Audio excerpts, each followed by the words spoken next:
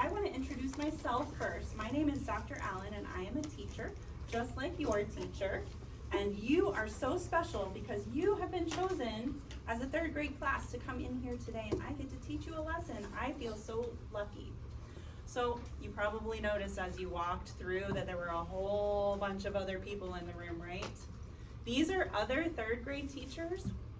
They're just watching us. We're gonna pretend right now that they're not even in the room. Let's pretend like they're invisible, okay?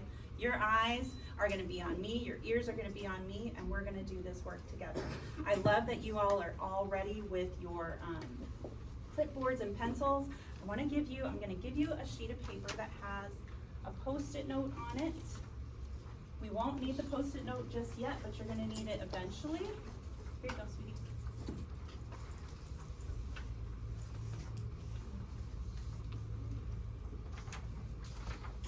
And what you can do is just go ahead and clip that to your clipboard real quick.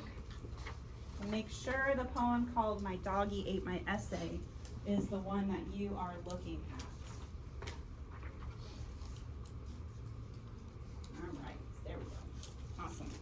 All right, so clip it to your clipboard if you didn't already.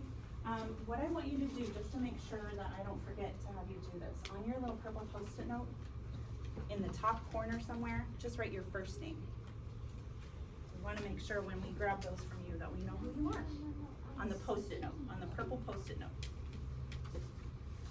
You can write it on the poem too. And when you're ready to go, eyes on me, and pencils down.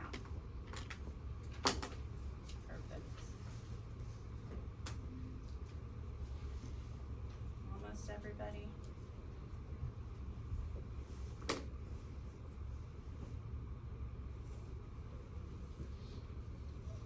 Quick. All right, so today, as I told you, I'm going to be teaching you a word study lesson and a reading lesson. However, I know that you have been working on informational text and you've been writing informational essays in class, right? We're not going to be doing that today. We're going to jump out and we're actually going to be reading poetry today. We're going to be doing something a little bit different, and then you'll get back to the work that you're doing in your classrooms, okay? So, poetry, second grade. Do you guys remember reading poetry in second grade? Yes. Yeah, lots and lots of poetry, I bet you do. We're going to get started. We'll read the poem in just a minute. But to get us ready, today we're going to be learning about something, a type of figurative language called personification. Can you say that? Personification. Do any of you see a familiar word within that word? What's this first part say? Yes. Person. And that's a really big clue that will help us remember what personification means. So personification means that a writer is giving animals or other objects qualities that only humans can have. And what that means is, do you see how I drew a picture of a tree? Yeah. I did my best. Hopefully it looks enough like a tree that you can tell it's a tree. But the tree is saying, hi friends. Can a tree talk? No. No. So this is an example of personification. This is a living thing, not a human, that can't talk, but I'm making it talk. And we're going to be looking for examples of personification in the poem that we read today. And our job as readers, when we are looking for personification, is we're going to do two things today. We're first going to find an example of personification in the poem, and then we're not just going to find it and leave it. We're going to explain why it's an example of personification. So just like I did with the tree is talking. That's personification. Why is it personification? Because trees don't talk, right? Thank you for putting your hand up. All right, so let's take a look at the poem that you have in front of you called My Doggy Ate My Essay. We're actually going to read this poem the whole way through. I'm going to read it, and I want you to follow along. You can use your pencil or your finger as I read the poem. Ready? Looking for your finger or your pencil to be on that first line that says my doggy. My doggy ate my essay. He picked up all my mail. He cleaned my dirty closet and dusted with his tail. He straightened out my posters and swept my wooden floor. My parents almost fainted when he fixed my bedroom door. I did not try to stop him. He made my windows shine. My room looked like a palace, and my dresser smelled like pine. He fluffed up every pillow. He folded all my clothes. He even cleaned my fish tank with a toothbrush and a hose. I thought it was amazing to see him use a broom. I'm glad he ate my essay on how to clean my room. You guys did a great job of following along. Okay, so let's think about this. Remember, I told you that we're looking for examples of personification in this poem that we've read. Quickly, when I ask this question, answer me quickly. Who is the main character in this poem? Everybody. The dog. The dog, okay? So the dog is our main character. We're looking for examples of personification. I want you to look up here. The very first stanza. Do you remember the word stanza from 2nd grade? So every poem has lines. So these lines, each individual line is a line in a poem. But when they group several lines together, you'll see a group of 4 lines. This is called a stanza. So I'm going to show you in this first stanza how the author of this poem has used personification. It says, my doggy ate my essay. He picked up all my mail. He cleaned my dirty closet and dusted with his tail. Well, I don't know about you. I know a dog can definitely eat an essay, because my dog loves to eat paper, anything paper, napkins, paper towels. A dog might also be able to pick up mail, but I don't think a dog is able to clean a dirty closet or dust. Do you agree? Yeah. Okay. So those are examples of personification. The author is telling us that the dog cleaned the dirty closet and dusted with his tail. Dogs can't really do that, but people can. This is an example of personification. And what I'm going to do is I'm going to put this down here, and you guys will be putting your Post-it notes up here in just a little bit. So that's one example of personification. All right, I've showed you this work. Are you guys ready to try this with me? Yep. Okay, let's look at the stanza that starts with, do you see the number 2? It's the second stanza. We're going to read that one, and this time I want you guys to read with me. Are you ready?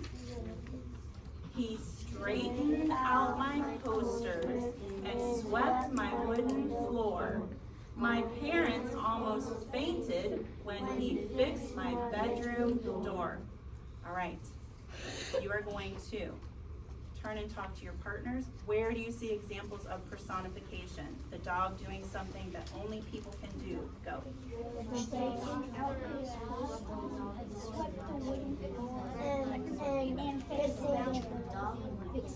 How do you know that that's a dog? Because he can't fix my bedroom. Because it's too heavy. How do they sweep the wooden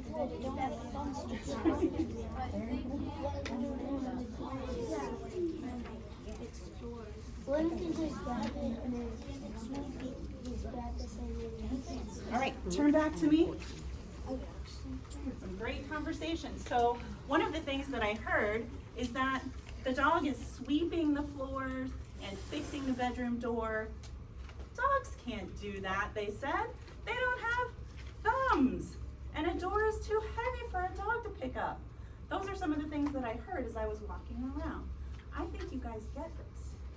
So here's what we're going to do right here on the carpet. You have a purple Post-it note on that poem, right? You are going to read the next stanza. And I want you to circle the number 3 so that you know which stanza you're looking at. Number 3. You are, and you can do this work with your partner, you are going to read that stanza and then jot, I forgot to put down what you guys wrote. You wrote down that the dog straightened up, swept, and fixed the bedroom door. I want to give you credit for the work you did. Okay, so on your Post-it note, after you read stanza 3 with your partner, you are going to jot down what did the dog do that shows personification? The dog did something that only humans can do.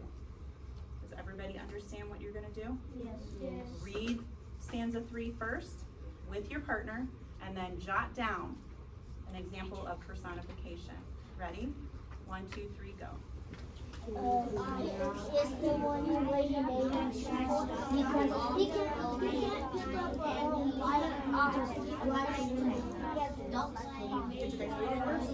so he made my window shine.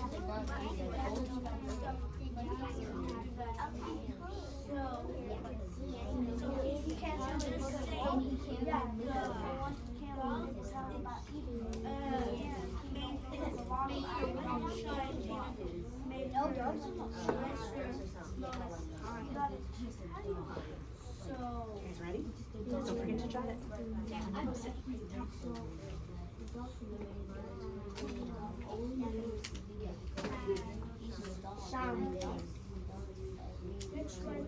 He made him The dog made the window shine and he made the dresser smell like hot.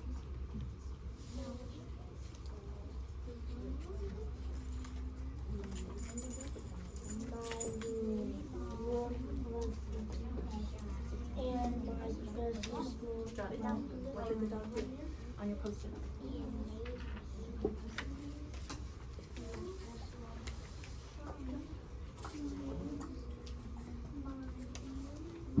Got about 30 seconds to finish writing what you think is an example of personification.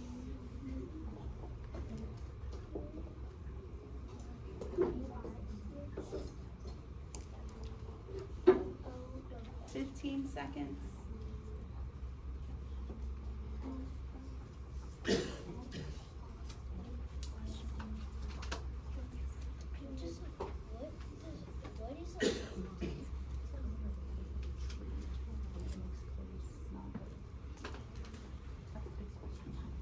All right, 5, 4, 3, 2, 1. And if you did not finish, that's okay, okay? So what we're gonna do now, I'm gonna call on just a couple of partnerships. I want you to share out what you found. Be ready, because you're not just gonna tell me what the example of personification is, you're also gonna tell me why it's personification, all right? So, you two girls, share with me what you jotted. We got it that a dog cannot even when they shine, and he can't make a room look like a palace. You can't make a room look like a palace. Why not? Because Only humans can do that. Dog can't make my house. I wish my dog could make my house look like a palace. All right, how about, let's see, my friends in the back here. We said he made my window shine and made dresses smell like pine. That's personification? Yeah. Tell me why? Because they don't. Because the dog doesn't know how to grab wipes and And swipe the window. and they don't. And I don't know if they can just jump up and grab something and then just put it full of pine. Because it can't be like all the way on top of a dresser that's like very tall and they just jump out of it. That's right. Well, at least we don't want our dogs jumping on a dresser, do we? And making it smell like pine. They would have to have the chemicals that other people use to clean their houses. Very good work. I want to make sure that I see all of the work that you did. So we have 15 seconds. I want you to take the Post-it note off of your paper. Don't move. Pass it forward. Pass it forward. 15 seconds. Quick, quick, quick. Your name is already on it. I'll take them. Pass them, pass them, pass them. You're awesome. 10 seconds. Da-da-da.